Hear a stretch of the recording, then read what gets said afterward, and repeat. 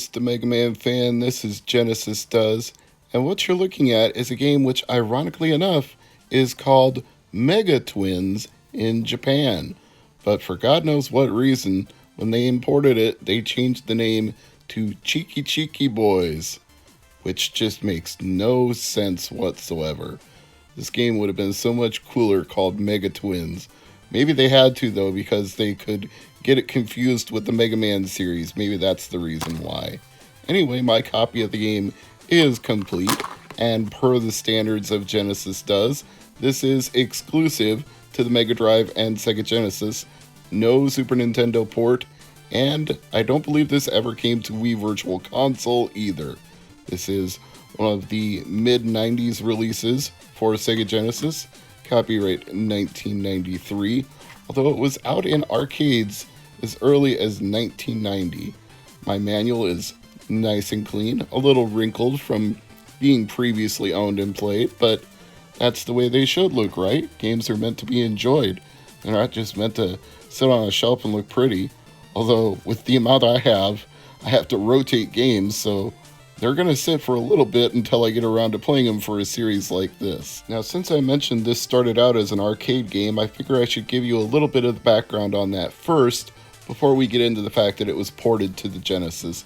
Besides, I'm still trying to adjust both the volume and the picture on my camera, so now is as good a time as any to explain. Ahem. The game features two twins attempting to retake control of the land of Alaria, after a monster unexpectedly attacks and destroys everything in its path. The people of Alaria have lived in peace for 1,000 years and have forgotten how to fight. Yet the land's only survivors, the twin sons of the king, must take up the challenge and return their kingdom to its former glory. The twins venture forth in search of a legendary stone known as Dragon Blue Eyes, which is rumored to be able to put everything back to rights. Oh really? Dragon Blue Eyes, huh? Doesn't that sound suspiciously like the 7 Dragon Balls that if you have all 7, you can wish for whatever you want and reset everything back to the way it was? Yeah, maybe taking just a little bit of inspiration from them. But then again, Sonic, when he goes supersonic, has Super Saiyan hair, so this is nothing new for Japanese video games. There is a lot of influence drawn from Dragon Ball in video games. The gameplay takes the form of a side-scrolling platformer. I think that's pretty apparent from watching me play it right now. The game can be played alone or with 2 players controlling 1 twin each. But unfortunately, that's only true for the arcade version. This home port is 1 player at a time only. In addition to moving around, players can jump and cling onto vertical walls, allowing them to climb to areas that would otherwise be out of reach.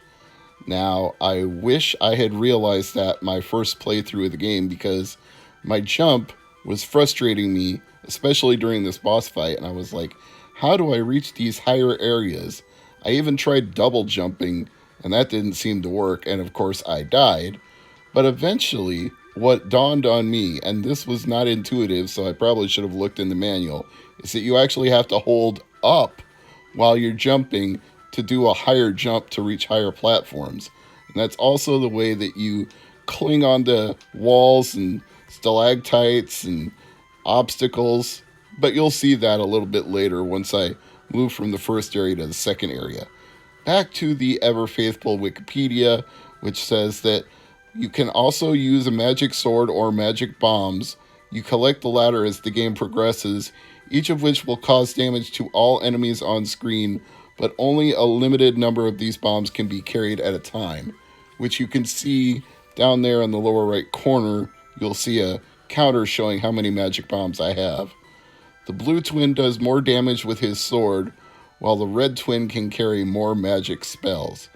And you know the red twin of the Mega Twins? He looks a lot like Proto Man to me, but that's probably just me inferring too much from the game. It's called Mega Twins and it's made by Capcom. I'm probably just reading behind the lines there where there's nothing to be read. Each player has an energy bar depleted each time contact is made with an enemy or projectile, which is the reason I just died there. Chests are scattered all throughout Alaria, some of which contain coins, but some of which contain power-ups and bonuses, such as a pill that replenishes the player's energy bars and an enhanced sword. But these containers are not always in plain sight. You kind of have to guess your way around, like jumping up here to the very top of this area, that revealed a chest. And this tree that looks happy coming up, if you jump up and swing your sword while you're up in the tree, that also reveals a chest. So sometimes the game will give you little hints as to where a hidden chest might be, and sometimes it's just dumb luck when you find them. But that's actually the kind of thing I enjoy. I like this Super Mario Brothers style where there could be a hidden block you might not know, you might hit it by accident, or you might just jump around and discover it. Although I'd say the sprites on this are much bigger than in a Super Mario Brothers game, so that's another case of Genesis does showing off its ability to render larger sprites that are very bright and colorful. And this game certainly is. I don't know how it compares to the arcade game since I can't do that side by side. And obviously my main cab is not on right now since I'm sitting in front of the Genesis, or should I say the analog Mega SG. But I imagine that the graphics are pretty close to comparable because they are bright and well detailed. So I think the only major difference here would be the ability to play as two players simultaneous.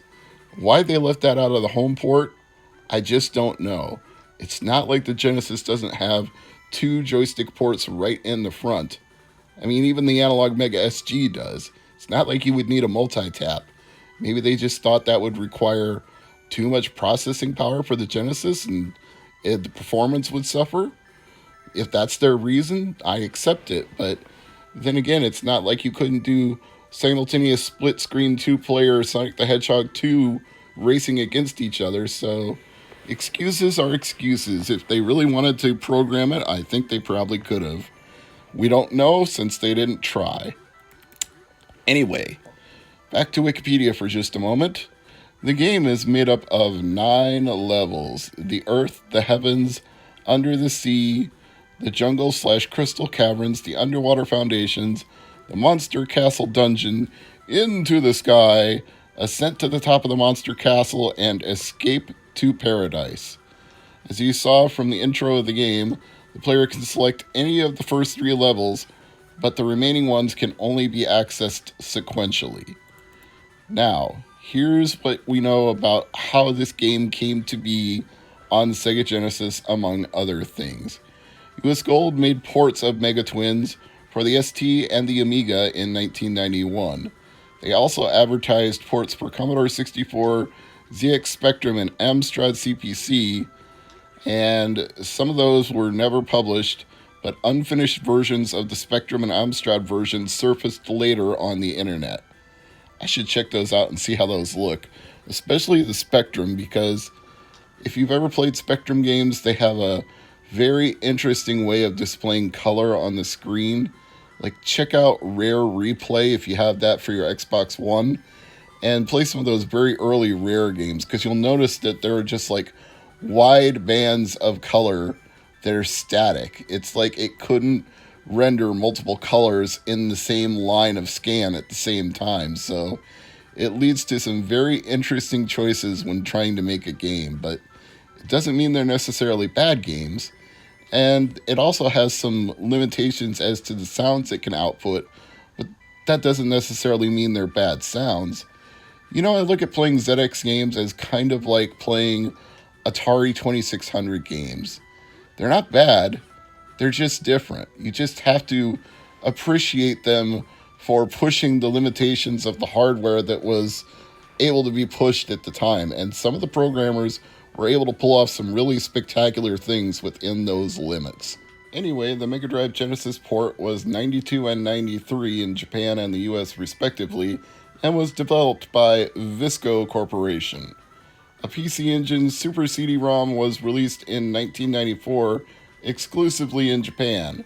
The port features enhanced versions of the arcade's background music in CD-DA format. However, some use the PC Engine's sound chip. Unlike the Genesis port, the PC Engine includes multiplayer. I should talk to Saramaru about it because he's my reigning expert on all things PC Engine, If you've never checked out his channel, you really should.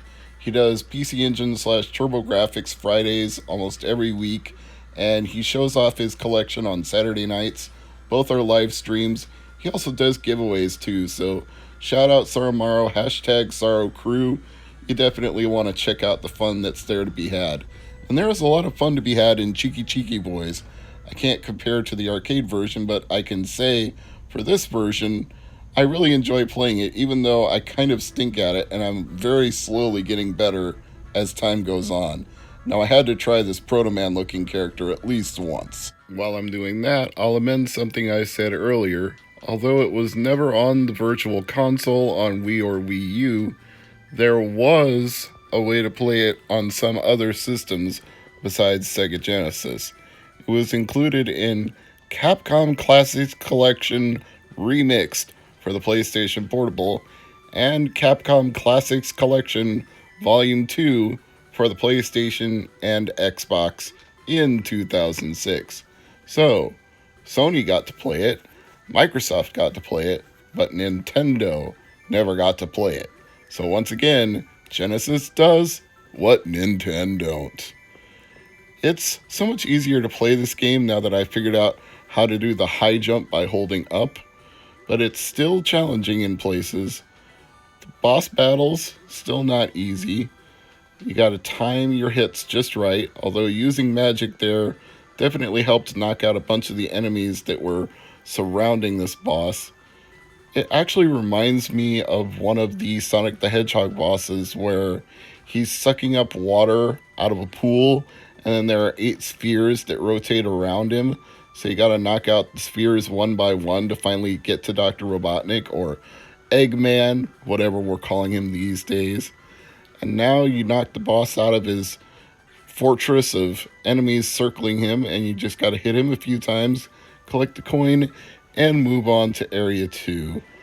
And if I was half decent at this game, which I'm not since this was my first time playing it in I don't know how many years, I would have actually been able to get past more than this cavern full of stalactites and stalagmites. But at least by figuring out that I could go through certain areas with my sword, I actually found some of the bonus treasure chests. Although it's interesting that it's only side-scrolling to a point. It'll let you go forward, it'll let you go back a little bit, but it won't let you go all the way back to the left. There must be some kind of technical limitation to the size of the cartridge, or the scrolling routine, or maybe just the hardware itself, but it doesn't let you fully scroll back. Maybe that's just down to arcade authenticity. It may be that the original game didn't let you scroll all the way back to the left either, so who knows what the reason might be.